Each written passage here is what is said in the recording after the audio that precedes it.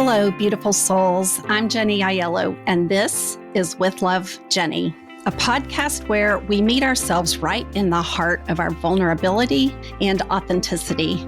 In this sacred space where it's just you and I dive into real life, rich with wisdom and opportunities for deep healing.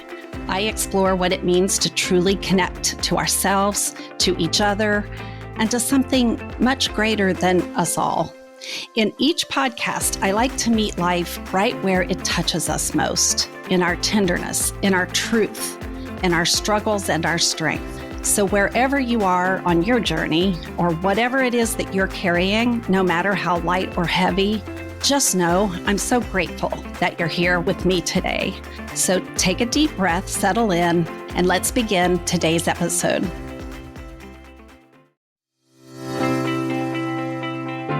Hello, beautiful souls. I'm Jenny Aiello, and this is With Love, Jenny, a podcast where we meet ourselves right in the heart of our vulnerability and authenticity. In this sacred space where it's just you and I dive into real life, rich with wisdom and opportunities for deep healing. I explore what it means to truly connect to ourselves, to each other, and to something much greater than us all.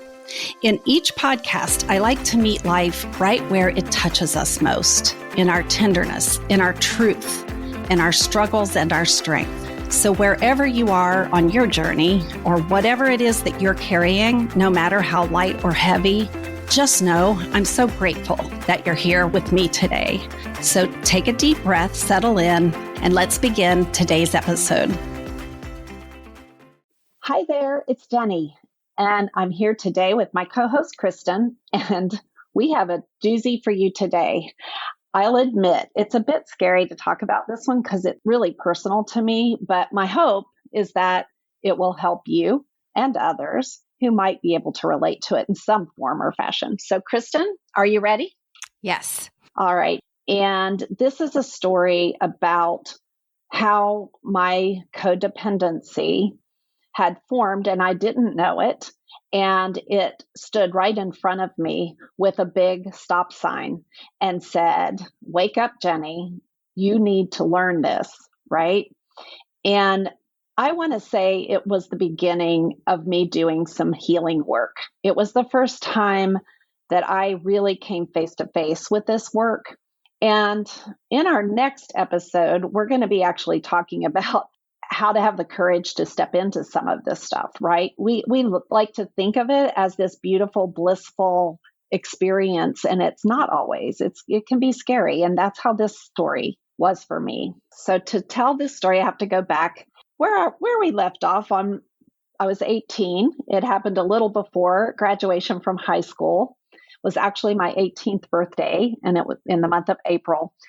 A boy that I had a crush on my entire senior year in high school asked me on a date. From that phone call forward, I operated from a space of, oh my gosh, I can't believe he likes me. I can't believe I'm that lucky. Oh my gosh, I can't believe I get to be his date at the prom. Oh my gosh, I can't believe he's actually my boyfriend. And I continued the entire relationship from that space, never once thinking, boy, is he lucky to have me. That was just not there. So it was April. We had already committed to colleges, and we were going to different colleges that left us 6 hours apart. And so only after a few months of dating, he said he didn't think he could date someone long distance. And frankly, I was crushed. That lasted about 3 days, and then we both decided we'd at least give it a try. And so we made it through that first year of long distance dating, but he did say he didn't want to date long distance the next year. Now, I loved where I was going. I loved my college. I loved every aspect of my first year of college, except that we lived long distance. And you all, this is so long ago that our dorm room didn't have a phone. I had to stand in line at a payphone in order to communicate with him. So long distance dating was hard, and I didn't have a car. So I had to rely on other ways of getting myself home just so that we could see each other. That all made it pretty complicated in our relationship. And I knew I wanted to be with him. And I knew that he wouldn't be happy to be with me if I didn't go to the same college as him. So I transferred. I said, that's okay. I'll go to where you are so we can be together. 2 weeks prior to me moving into the dorm at this big university that we would both be at, he broke up with me. Thoughts of, oh, I was stupid to think he'd stay with me.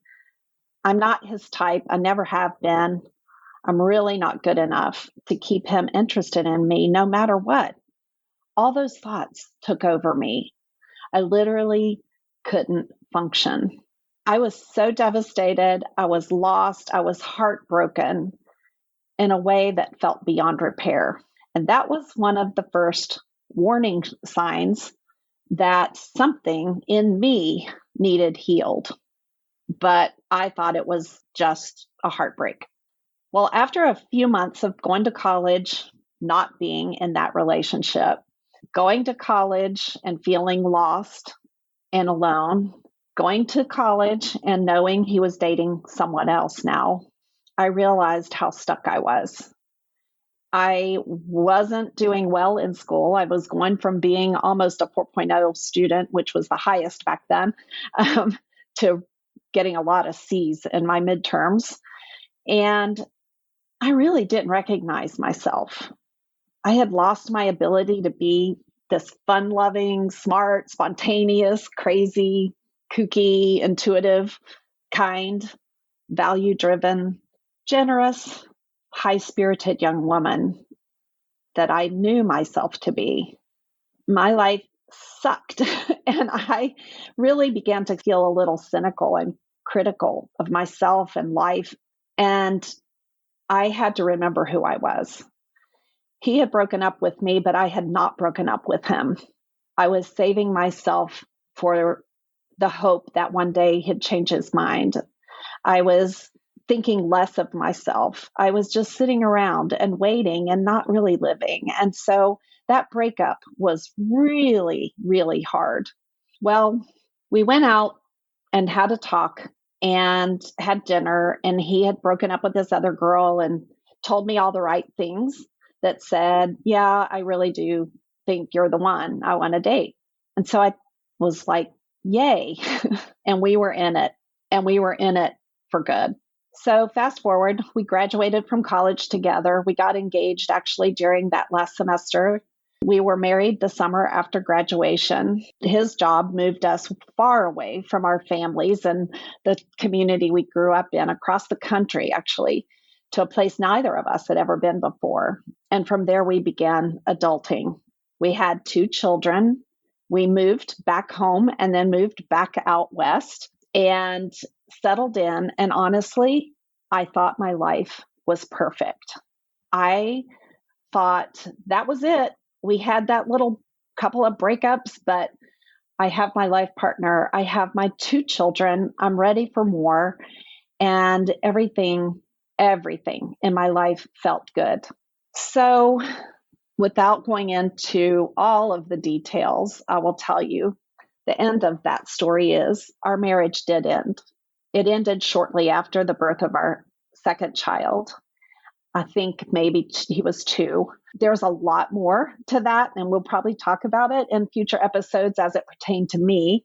But the part I want to share today is that during the end of our marriage, I had a dream, a literal dream, like wake up in a cold sweat kind of dream. And in that dream, I saw myself rushing around, getting ready to go somewhere. And wherever I was going, it was very important, very, very important. And I didn't want to be late.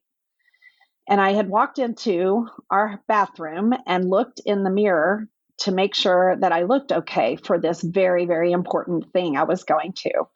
But when I went in our bathroom and I looked in the mirror, my reflection wasn't there. And I was so confused, like everything else was reflecting back into the mirror except for me. I was nowhere to be seen. And I woke up in a cold sweat, and I woke up feeling like I literally was shaking, like it was a nightmare. And that was my subconscious mind helping me heal, because I realized in that dream, in my real life, I had let codependency take away every part of myself that I recognized as myself. I did everything to please others, most especially my husband. And I also realized that the girl he was attracted to back in high school at the age of 18 was nothing like the wife he was now married to. I had changed. And it wasn't the kind of change that comes with growth, but with shrinking and being small and making myself invisible. I was so much less than who I had once been. I didn't have a preference for anything. What would you like to do tonight? Whatever you want to do. What movie would you like to see? Well, what would you like to see? I couldn't make a decision for myself. My whole world was my family. But I was no longer that fun-loving, smart, spontaneous, intuitive, kind, kooky, value-driven, generous, high-spirited young woman. And I thought it was because I was an adult now. I was a mom. But what I realized that I had compromised so much of who I was because I was afraid that I wouldn't be enough to keep the relationship alive. And I actually allowed it to become so unhealthy that we couldn't make it. I feel that my codependency really impacted that relationship. Okay, so he might have had a few contributions too, but I'm not focusing on that because I can't control that.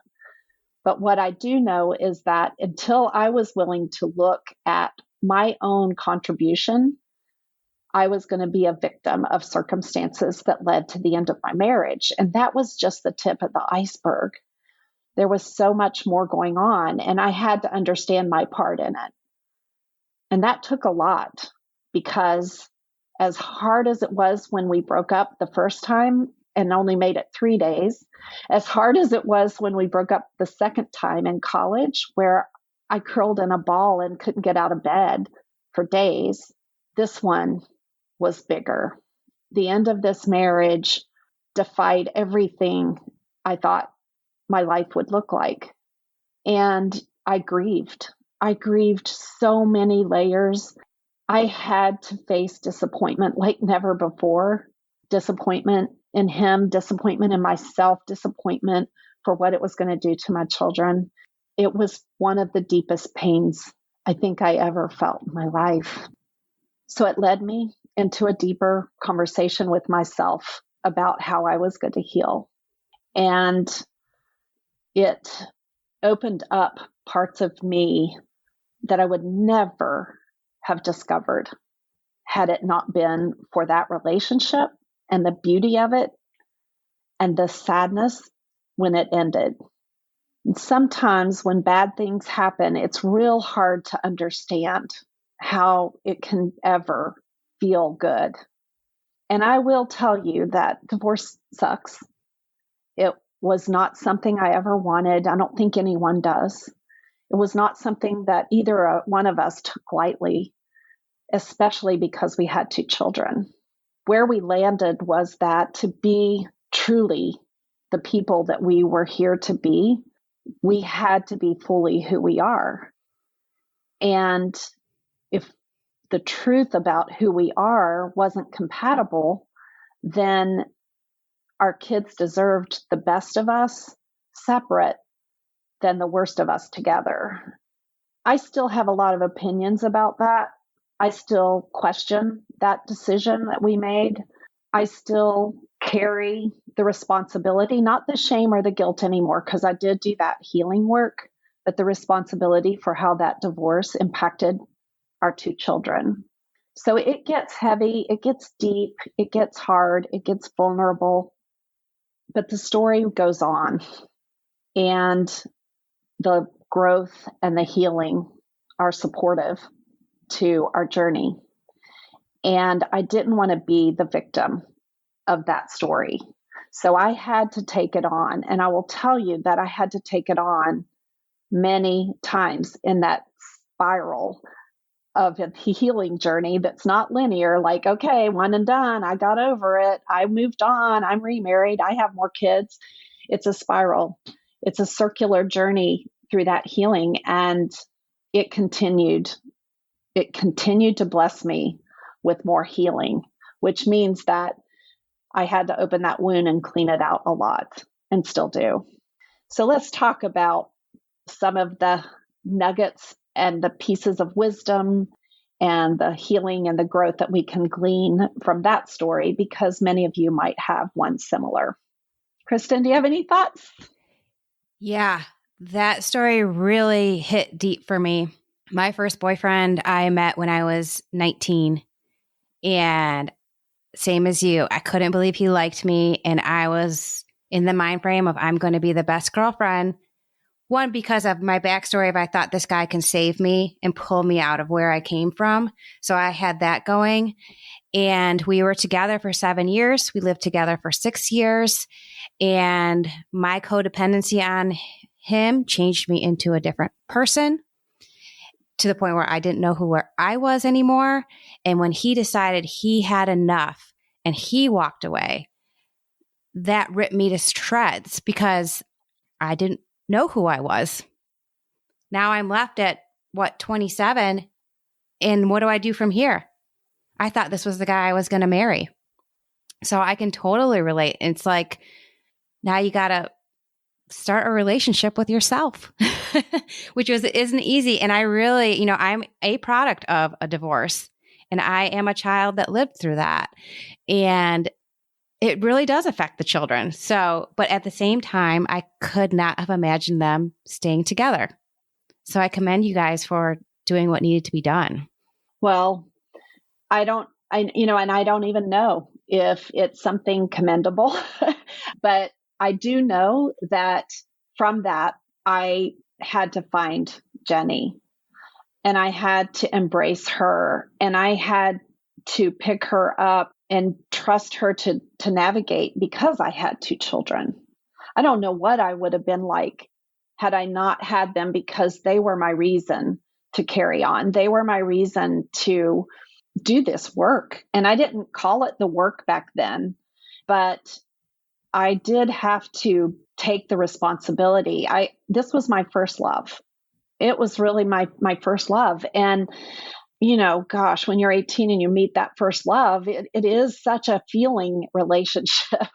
And I was all in. And I think that, my parents weren't divorced, and I had security around me all the time. My first love was my dad. I had 3 older brothers, always being protected, always being taken care of, always feeling safe in the world. And I went right into a relationship where he became that for me. And when it went away, when it was unpredictable, when I was feeling not all those good, warm, loving feelings and feeling bad, it was exposing the parts of me that I needed to heal, but I didn't have tools. I didn't have this work.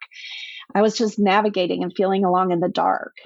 But I had the motivation to say, I need to do this. If you haven't listened to our last episode, I encourage you to listen to it, because I'm going to reference something about it right now. But one of the first things that someone asked me is, who are you? If you don't know who you are, you can't see yourself in the mirror, right? So who is the real Jenny?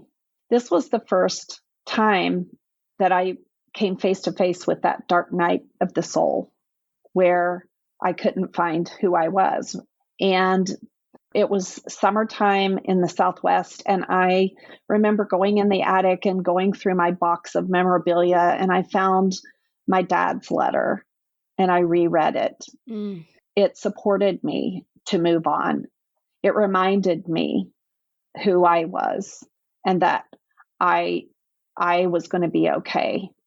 And I had to polish that gift, and I had to watch it shine to remind me that I could shine again. And so if you haven't listened to the last episode or thought about how to even write that to yourself, if you didn't get that, what are the things about me that I never want to lose track of again? That's something that got me through and rebuilt my life. It went on in crazy ways. things that unexpectedly showed up in front of me that were there all along. And it was like, oh my gosh, I rebuilt my life and I love my life. And I remarried, and we've been married for 37 years now. And we had 3 more children. And, on the outside, I could tell you that life went on and the stories continue. And I still had more to learn about codependency. I still had more to learn about how uncomfortable I was around disappointments. I still had to learn about my stance of people pleasing. And so those are stories down the road in future episodes, because they are impacted me so deeply. But there are about a half a dozen other wounds that also did the same thing. And so this whole podcast is about exploring that inner universe of woundedness and how it plays out through our stories. One thing that you said that stood out really bold to me was the word grieving. And I think a lot of people relate grieving to an actual death. And can you tell a little more about how you allowed yourself grieve and what that did for you going forward? Yes, it's such an important part. I remember actually saying divorce is worse than death because they're still here. And you see them and you interact with them. And this was the most intimate partner, right? This was someone you shared everything with. And now it's as if they're a stranger, or at best an acquaintance. And going backward in a relationship with the person there reminding you of what you lost makes that an incredibly dense healing process. It's complicated. Today, thank goodness I went through that without social media, because today it would be so easy to watch their life going on without you. And I would say, if you're in that situation, please lovingly say, I need to disconnect from you, and resist the temptation to stalk or follow or obsess, because it just keeps opening the wound and it can't heal. And you've got to let that time, and you've got to give yourself a place to put that energy. If it's directed going out to them all the time, it's not going in where that wound needs your love. That wound needs your attention. That wound needs you to remind it that you're here and you're here to help it heal.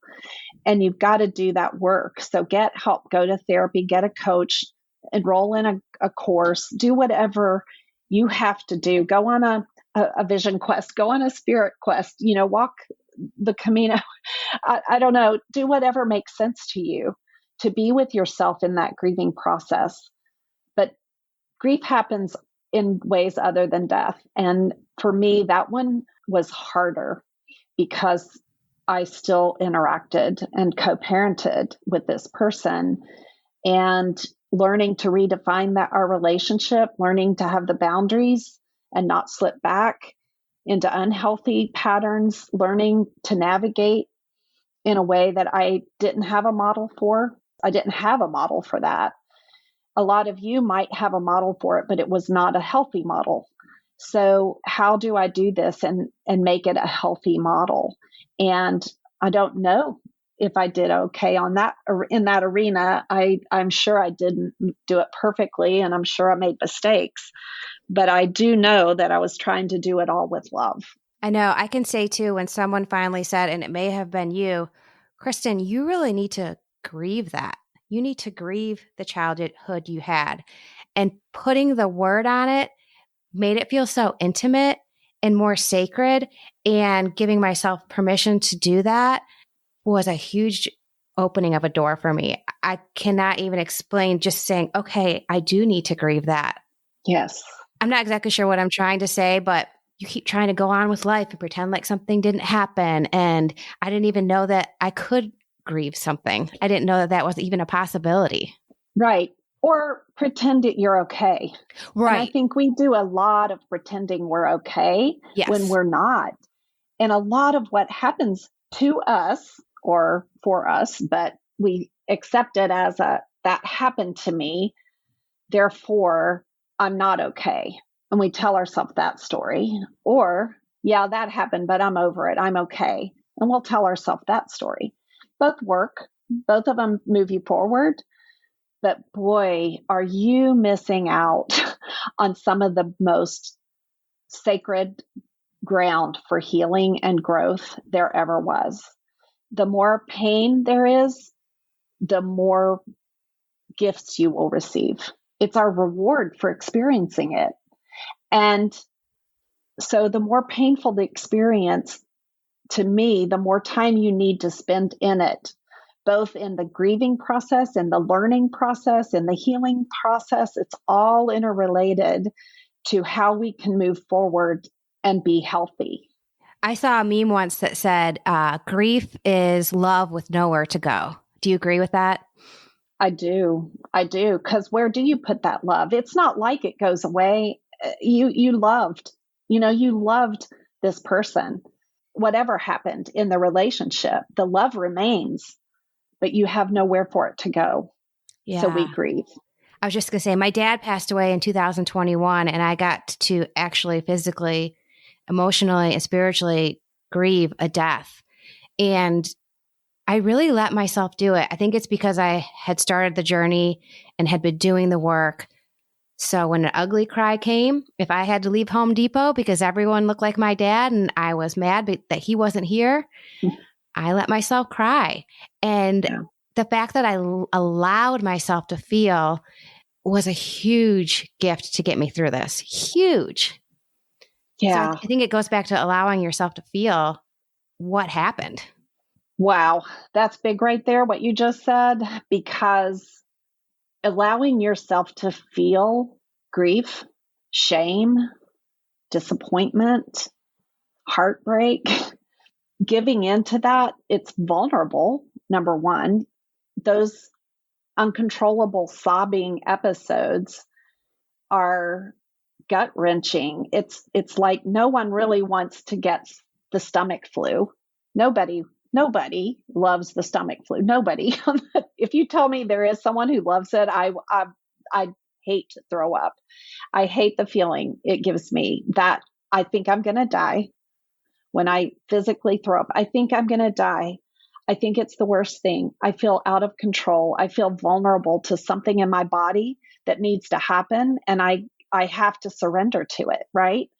And emotional regurgitation is the same. It needs released. Those emotions build and they have to get out of your body. And the way we do that sometimes is through uncontrollable crying, uncontrollably sobbing, but it can feel so bad that we want to avoid it because no one really wants to go feel sad and out of control and give in to that feeling of grief. And it's necessary to release it. It is the cathartic release of our pain, is to let it out. Today, we're doing much better, but men today they've been taught, if you're strong, you don't cry.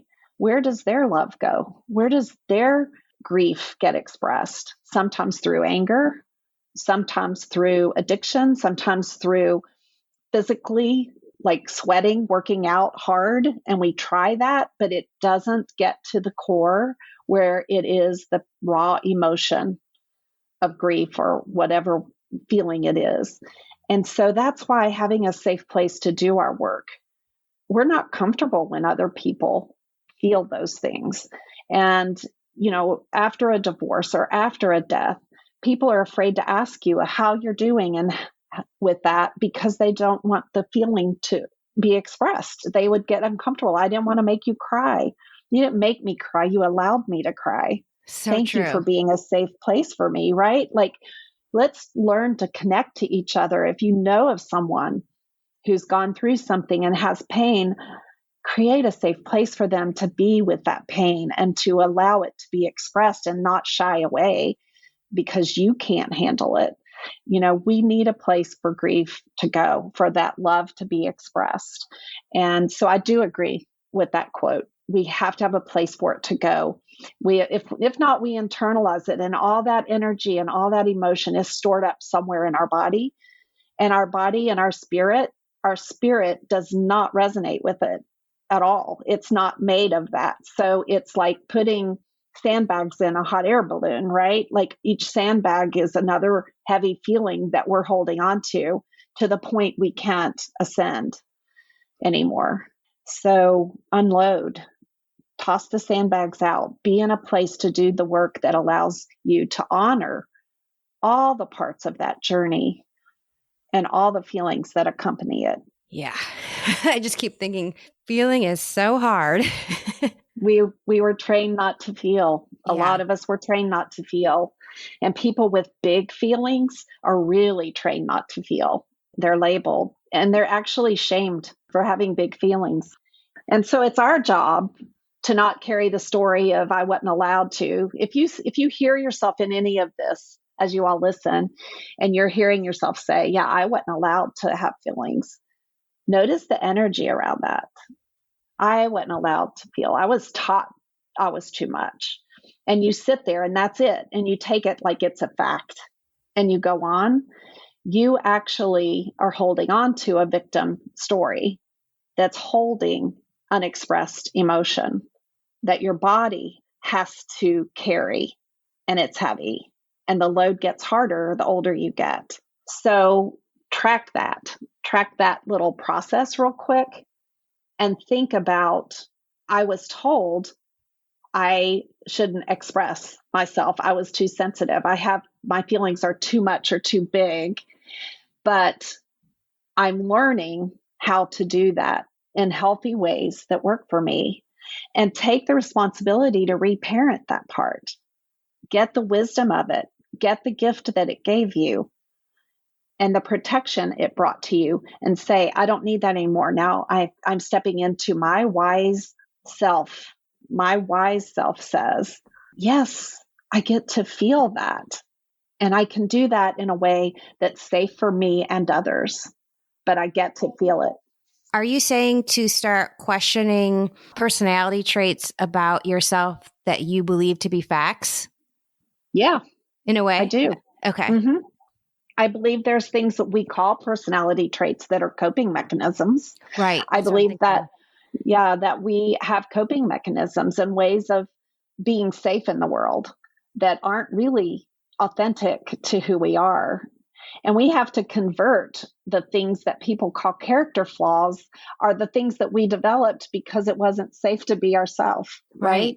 Yeah. So we learn how to do things that are not acceptable, maybe, but it's done with love to protect ourselves from, as a kid, for some people, protect ourselves from being hit, protect ourselves from having someone yell at us, protect ourselves from getting into trouble and being shamed. We learn consequences in all kinds of ways, and we're constantly adapting. And in one of our episodes soon, we'll be talking about that, because the adaptations that we do as a child are brilliant, but they aren't always serving our highest good.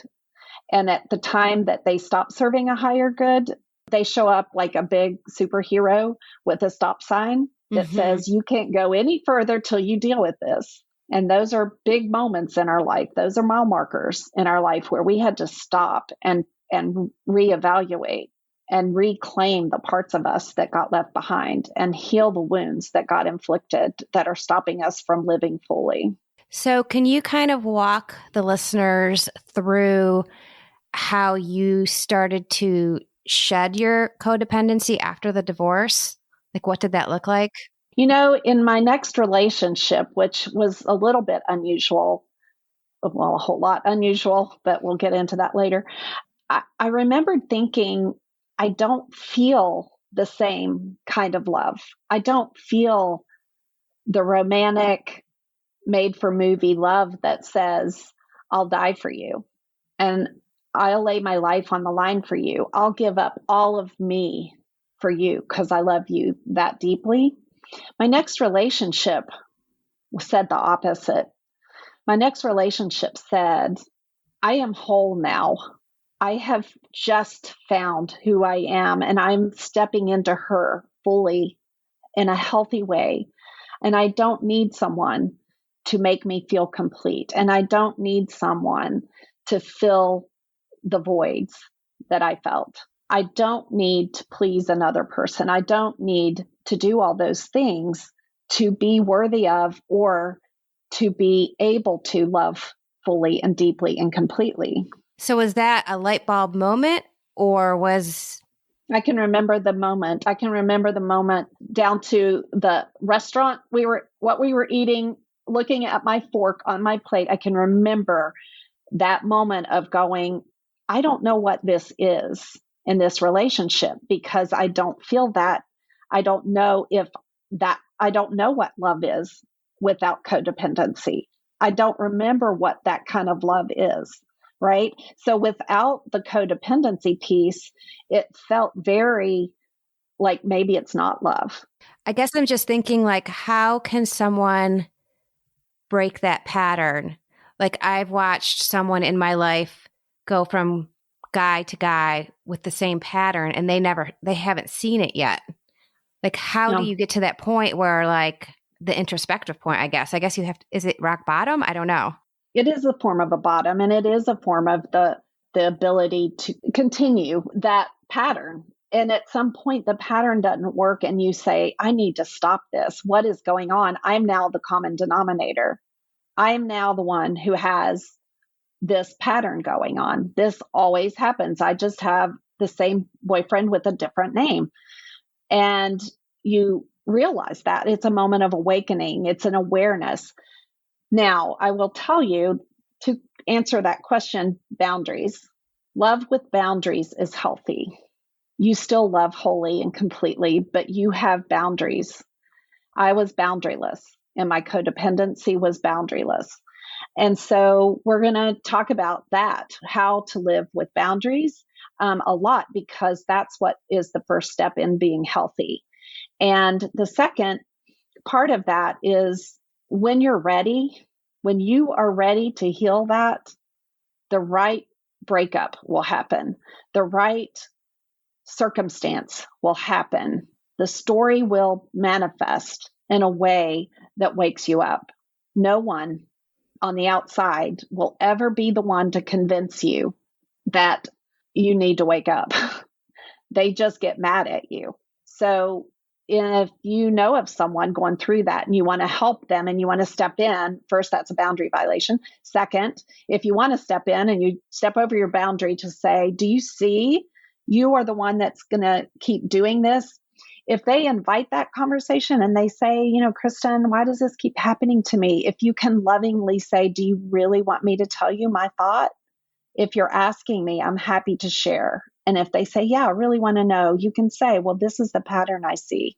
Maybe it's time to start doing some work because you can heal the parts of you that are getting impacted by this. It's not good. It's like exposing yourself to something toxic over and over. And it's hard to watch, but I love you and I will be with you. And when you're ready to do something about it, I can point you to someone who can help. I can send you onto a path that I can share what I've learned. I can tell you what I've done, but you have to do the work. It always comes back to that. We have to do the work. I'm just thinking, and I don't know if this is challenging you, but between your first husband and your second husband, it seems like you're saying that the light bulb went off once you met your second husband. But I'm knowing you, I think you probably started doing the work before you met him. Or do you think that the relationship with him showed you that you didn't need to be codependent? The codependency was healing that was the part of healing from the divorce. The work I had to do to get through that experience. I spent days of journaling and months of reflection and healing and navigating it, right? Like it was a long, deep healing process for me. And when I completed it, and I can remember moments where I could feel the power to be okay coming back, and that feeling of liberation from my own codependency coming into my body and my mind and my spirit. And it literally felt euphoric. It was like a homecoming for me. And from that, I believe I attracted into my life.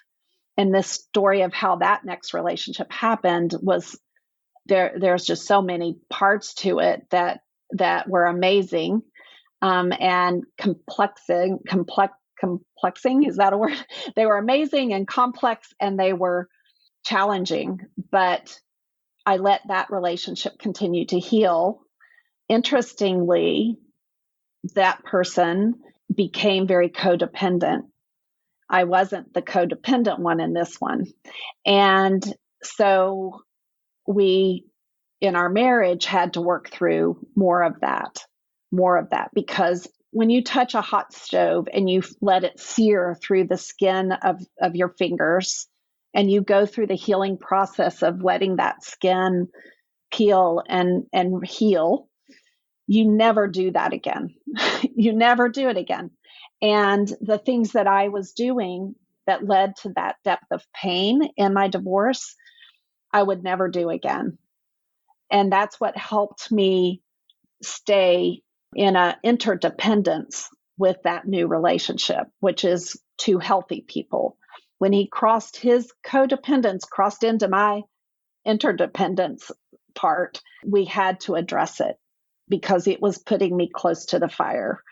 And what is interesting, and to wrap up with a twist of future episodes, is that I learned how to do that in my intimate life partner, how to heal the codependence in that relationship. That did not take care of codependence in every other relationship. And I lost myself again in motherhood, in the way that I parented, in the way that I carried those wounds into my relationship with my children. So we have more to talk about as we go forward. So much in this.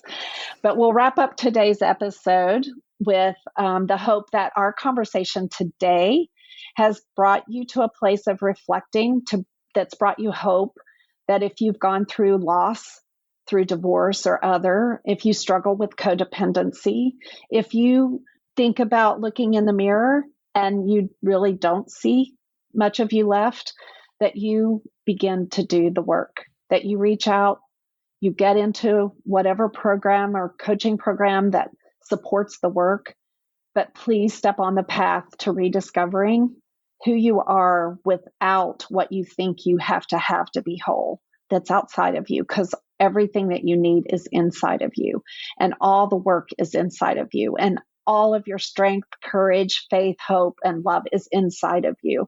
It's a whole world waiting for you to turn inward, and not in a selfish way, not in a arrogant, self-centered, selfish way, but in a soulfish way.